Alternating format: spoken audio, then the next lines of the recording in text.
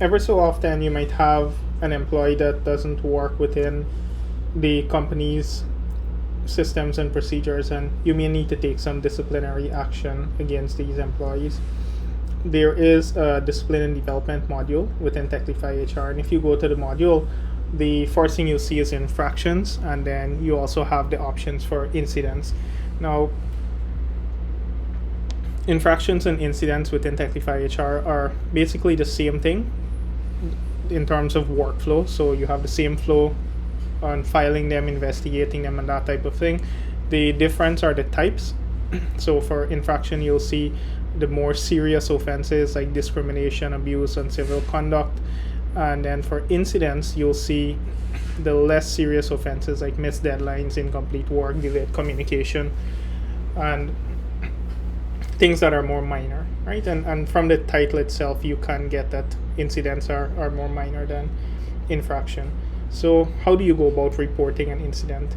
Now, John, one of our employees, had been late on May 6th, 9th, and 15th, and Mana, who was his manager, had spoken to him on the May 16th absence. However, the May 16th lateness actually, the May 6th. However, he still continued on to May 9th and May 15th. So Mana's decided to file the incidents for him for May 15th. I actually already filed the one for May 9th. So let's go ahead and file this one for John. So when you're filing an incident, you're able to specify who the violator is, what's the type. In this case, we'll say absence without notice, and then the date of the incident. So this was the 15th, and who the reporter is. So if the reporter is not an employee, you can say reported by non-employee, and you can type the name in there. However, in our case, Mana is the reporter, right? There's also the option for you to contest, to specify if the employee can contest this incident, meaning can they make a case that they were not wrong. In this case, we'll say yes, they can. And we can specify who are other stakeholders, meaning who are other employees that might be involved with this incident. In this case, we'll say Jenny is another stakeholder because Jenny will be the one who will be meeting with John and investigating this incident with John. And then you can put the particulars here. So we will just copy this and particulars that we have and just paste that. And I'm gonna hit save. Now, once you file that incident, a couple of things happen. One is that all of your stakeholders get an email saying that the new incident has been filed.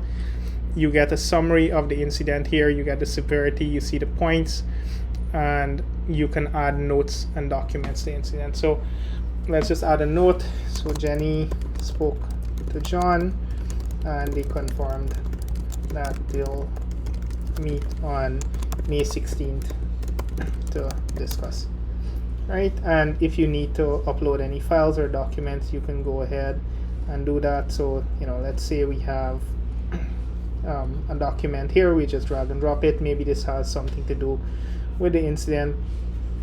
And let me just refresh the page there. All right, yeah, sorry. And you see the document is uploaded, so you can add that, add the notes. And then once the incident investigation has gone on, if you need to add more stakeholders, you can simply select the other person to be added. Let's say we wanted to add John here. You just select John, and John will be added as a stakeholder to the incident. And then once you're finished, you can then specify, okay, was this confirmed or was this canceled? And then we can say that, hey, we met with John, and he mentioned that the bridge was opened.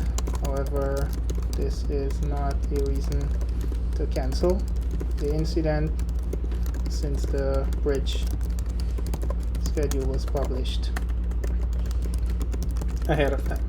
Right, I'm gonna go ahead and hit save there, and we'll set this confirm. Now once you set it confirmed, the incident gets closed, and we can consider that the end of our investigation.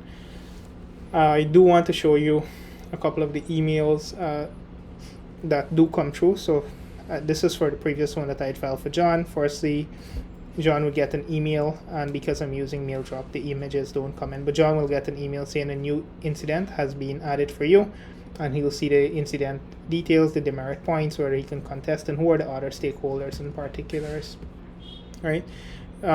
Remember, we added a note, so John gets an email when a note is added, John gets an email when a document as well is added, right? So here you see the note is added, right? So everyone who are stakeholders to your incident gets emails and keep getting updated as new details and as this incident gets investigated. So this is how you would go about filing an incident and managing incidents within Techlify HR.